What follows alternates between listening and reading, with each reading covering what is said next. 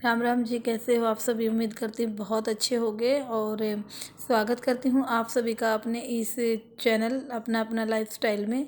और देखिए आज मैं आपको कहाँ पर लेकर आई हूँ। मैं लेकर आई हूँ नजफगढ़ के प्राचीन शिव मंदिर में।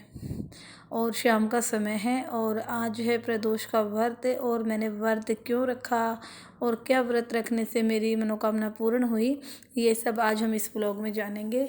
और आपको मैं बता दूं कि ये मेरा आज आखिरी प्रदोष का व्रत था, यानी कि मैंने मन्नत मांगी थी कि मैं 11 प्रदोष व्रत रखूंगी। और मेरे ये 11 व्रत आज कंप्लीट हुए। तो 11वां व्रत आज मैंने किया है। और अगले व्रत पे मैं उद्यापन करने जा रही हूँ। और जो मेरी इच्छा थी, जो मैंने मन्नत मांगी थी, वो थी मेरा बेटा विनय, यानी कि मेरी बहन का बेटा, इसकी शादी के लिए मैंने मन्नत मांगी थी। ये देखिए, तो इसके जो रिश्ता है वो पक्का हो गया और अभी 22-23 जून की इसकी शादी है। तो ये मेरा बेटा है, मेरी बहन का बेटा, यानी कि अब ये देखिए यहाँ पर शिव मंदिर में आ गई हूँ मैं। तो बाहर से भी आपने देखा कि मैंने बेलपत्र के जो पत्ते भी तोड़ लिए थे, क्योंकि शिव पूजा में बेलपत्र, धतूरा, भांग, इन सब का बहुत महत्व होता है। और जो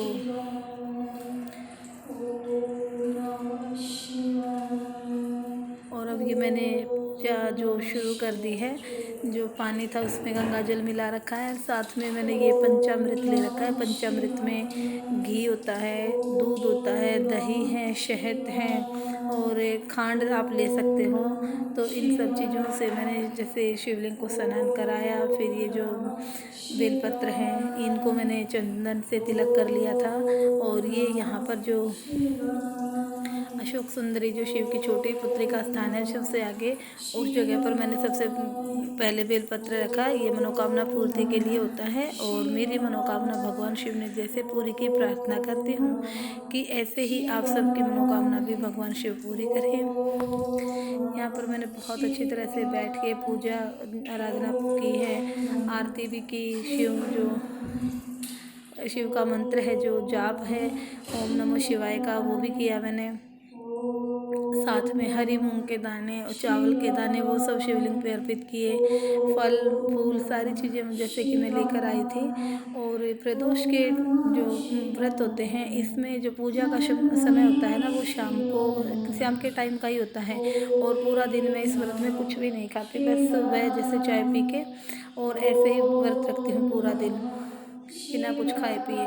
और शाम को जैसे सूर्यास्त है, प्रदोष काल भी कहा गया है उसी समय को, कि जब सूर्य छिपने से एक आधा घंटा पहले और सूर्यास्त के आधा घंटे बाद का समय, यानी कि सूर्यास्त होने से आधा घंटा पहले और सूर्यास्त होने के आधा घंटा बाद का जो समय होता है, वो प्रदोष काल माना जाता है।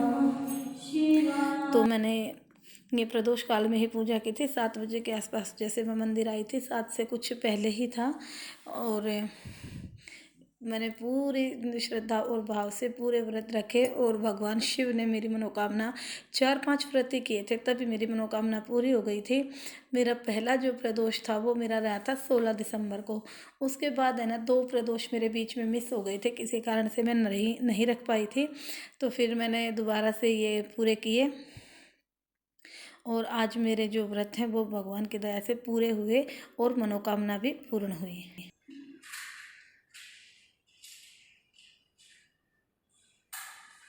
और अब ये जोत जगाई है, धूप बत्ती लगाई है भगवान के सामने। और इधर ये गणेश जी, ब्रह्मा जी, माता पार्वती, इन सब की पूजा की। फिर मैंने शिव मंदिर की परिक्रमा की और भगवान से और भी मन्नत मांगी है, क्योंकि इंसान है जो कभी भी संतुष्ट नहीं होता। आए दिन कोई ना कोई उसकी इच्छा मतलब रही रहती है। एक इच्छा पूरी होने के बाद दूसरी, दूसरी के बाद तीसरी। और जो ये मेरी बहन का बेटा है विनय, इसकी तो हम सबको बहुत ही चिंता थी। और चिंता हो भी क्यों ना भाई, अभी कुछ महीने पहले ही, यानी कि 10 नवंबर की बात है, मेरी बहन इस संसार से अलविदा हो गई थी। और हम सब उस सदमे से बाहर नहीं निकल पाए थे। और बड़ी चिंता थी कि भगवान किसी तरह से बेटे की शादी हो जाए, तो कम से कम बच्चों का घर में किसी बहाने मन तो लगे, क्योंकि इस टाइम पे जब माँ बाप नहीं रहते ना, बच्चों के सामने सबसे बड़ा दुखों का पहाड़ होता है और किसी के आगे कह भी नहीं सकते। बहुत छोटे बच्चे हो तो कोई ये भी सोच ले बहुत छोटे हैं, इतने बड़े बच्चों को सब ये सोचते हैं कि कोई नहीं, ऐसे ही नहीं, ऐसे ही संभल जाएंगे, लेकिन नहीं संभला जाता ना, तो किसी के आगे रो सकते ना कुछ कह सकते। तो बस यही थी कि शादी के लायक तो हो ही रहा था, कमाता भी अच्छा है लड़का और बहुत ही सीधा है। कोई आज के टाइम में कोई किसी तरह का भी ऐब नहीं है, जैसे आजकल के जवान बच्चे करते हैं बीड़ी सिगरेट या ड्रिंकिंग वगैरह, ऐसे कोई भी चीज़ नहीं है। बहुत ही सीधा लड़का है और भगवान ने फाइनली हमारी सुन ली। लड़की भी काफ़ी सुंदर है जिसके साथ रिश्ता हुआ है और वेल एजुकेटेड है, यानी कि एमए कर रखी है लड़की ने। और ये पूजा अर्चना अच्छी तरह से मेरी जैसे संपन्न हो गई। भगवान की दया से मेरे व्रत ठीक ठाक हो गए। और अब जो मैंने इनके लिए वार के रखा हुआ था वो ये है कि जब शादी हो जाएगी उसके बाद मैं ये उद्यापन करूँगी। बीच में एक प्रदोष शायद और आ जाएगा, लेकिन उसको मैं शायद ना कर पाऊँ। तो अब तो मैंने यही सोचा है कि उद्यापन करूँगी शादी के बाद। जब उनकी शादी हो जाएगी उसके बाद मैं उद्यापन करके और तभी फिर से प्रदोष के व्रत रखूँगी और अगली मनोकामना के लिए। और भगवान ने जैसे मेरी मनोकामना पूरी की है, मैं ऐसे ही प्रार्थना करती हूँ कि आप सबकी भी मनोकामना पूर्ण करें।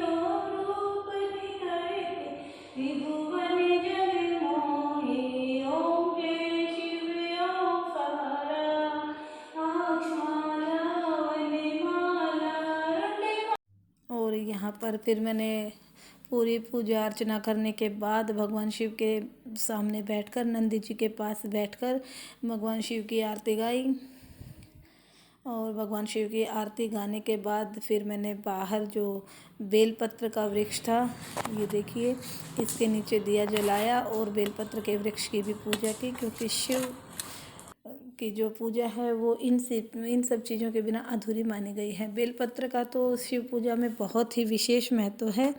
और मैंने पूजा अर्चना पूरे विधि विधान से की और बिल्कुल अंधेरा सा भी हो गया था। बेलपत्र की पूजा करने के बाद फिर मैंने पीपल के पेड़ की पूजा की, तुलसी माता की भी पूजा की, जो कि मंदिर में ही था। और यहाँ पर जो ये मैं खिला रही हूँ चींटियों के लिए दाना और आटा वगैरह डाला था, क्योंकि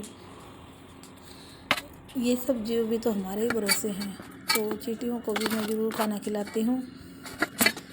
और ये देखिए तुलसी जी की पूजा, ये और भी दिए जला रखे हैं, क्योंकि शाम के समय बहुत सारे जैसे जो श्रद्धालु हैं, भक्त हैं भगवान शिव के, वो आते हैं और वो सामने पीपल के नीचे दिए जला रखे हैं। और ये देखिए मंदिर की सुंदरता कितनी हरी भरी है, बहुत ही ज़्यादा पेड़ पौधे हैं। बेशक प्राचीन मंदिर है, बहुत ज़्यादा सुंदर नहीं, लेकिन शांति बहुत है इस मंदिर में। बहुत ही शांतिमय वातावरण है, बहुत ज़्यादा हरियाली है, बहुत ज़्यादा पेड़ पौधे हैं, खुला खुला सा है बिल्कुल। और मैं हमेशा इसी मंदिर में आती हूँ, क्योंकि ये मेरे घर के पास भी है। और अब मेरी जो पूजा है वो कंप्लीट हो गई है और अब मैं घर के लिए निकल पड़ी हूँ। देखो आज जब उस टाइम पे बिल्कुल इतना अंधेरा नहीं था और अब तो बिल्कुल बत्तियाँ जग चुकी हैं, क्योंकि आधे घंटे से तो ज़्यादा ही, पौना घंटा लगभग यहाँ पे मैंने लगाया है। और अब गली में से घर की ओर जाते हुए फिर घर पे आके फटाफट से अपने लिए खाना तैयार किया, क्योंकि इसमें खाना, अन्न और नमक तो खाना ही नहीं होता। फिर मैंने सोचा क्या खाऊं, तो फिर सोचा कि मैंगो शेक ही बना लेती हूँ, क्योंकि इसमें नमक भी नहीं होता और अन्न भी नहीं होता। तो ये मैंने अपने लिए मैंगो शेक तैयार किया है। उसके साथ साथ फिर सोचा मिक्सी तो निकाल ही रखी है, बार बार क्या मैं इसको निकालूंगी। और सुबह के लिए छोले भिगो रखे थे, तो उनके लिए जो ग्रेवी तैयार करनी होती है, फिर साथ साथ मैंने वो भी तैयार कर ली थी। जो मिक्सी का जार था वो साफ़ किया मैंगो शेक बनाने के बाद। और फिर मैंने प्याज टमाटर हरी मिर्च एक दो बादाम काजू वो सब मिक्स करके मैंने ग्रेवी तैयार की, क्योंकि सुबह तो टाइम बहुत जल्दी होता है स्कूल में। 6 बजे तो मैं स्कूल के लिए निकल पड़ती हूँ, तो 6 बजे से पहले पहले मुझे ये सब काम कर लेना होता है।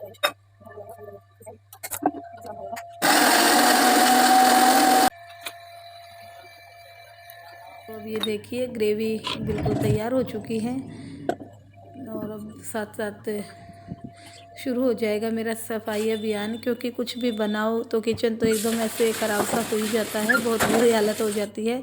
तो अब फटाफट से ये मिक्सी साफ़ करनी, मिक्सी के जार साफ़ करने, फिर किचन के स्लैब हैं जो उनके ऊपर भी कपड़ा गीला कपड़ा मारा यानी कि पोछा लगाया। और साथ साथ जैसे मंदिर गई तो मशीन लगा के गई थी, एक चक्कर तो पूरा हो ही गया था, तो फिर कपड़े भी धुल ही रहे हैं। अब ये किचन साफ़ करने के बाद जो सामान जहाँ रखना है उसको रखने के बाद, कूड़ा वूड़ा इधर उधर फेंकने के बाद, मैंने अपना कपड़े धोने का जो काम है वो शुरू कर दिया, क्योंकि कपड़े भी तो ज़रूरी हैं। एक दिन धुलने हैं तो एक दिन का रेस्ट दे के फिर तीसरे अगले दिन मतलब प्रेस हो जाती है, क्योंकि सारा ही काम एकदम नहीं कर पाती, बहुत ज़्यादा थक जाती हूँ। सुबह जल्दी स्कूल के लिए निकलना, फिर दोपहर में 1:30-2 बजे तक घर पहुंचती हूँ, आके 1 घंटा रेस्ट करती हूँ, फिर ट्यूशन का टाइम हो जाता है। और ट्यूशन का टाइम होने के बाद भी यानी कि 6:30 तक निपट जाती हूँ मैं ट्यूशन वगैरह से। फिर जिस दिन सुबह पोछा रह जाता है तो आने के बाद यानी कि 6 बजे के बाद ही पोछा लगाती हूँ। फिर कपड़े धोने होते हैं कपड़े धोती हूँ, या फिर अगले मतलब जिस दिन नहीं धोने होते उस दिन प्रेस करती हूँ। फिर साथ में साफ़ सफाई का भी थोड़ा थोड़ा हो जाता है, क्योंकि सुबह तो इतनी मतलब क्लियर नहीं हो पाती, तो कुछ ना कुछ रह ही जाता है। तो इस तरह से ये है मेरा डेली का रूटीन। कहने को लोग ये कहते हैं कि अकेले इंसान का क्या काम होता है, लेकिन मैं तो ये कहती हूँ करने वाले को तो काम बहुत है, ना करने वालों को तो कुछ भी नहीं है, खाली पड़े रहते हैं, बेशक परिवार भी हो। तो जी बताइए आज का व्लॉग कैसा लगा, देखिए और इन्जॉय कीजिए, और प्रदोष के व्रत आप भी कीजिए, आपकी भी भगवान मनोकामना पूर्ण करें। आप सबकी जानकारी के लिए बता दूं कि प्रदोष का व्रत भगवान शिव को समर्पित शिवरात्रि का ही व्रत है।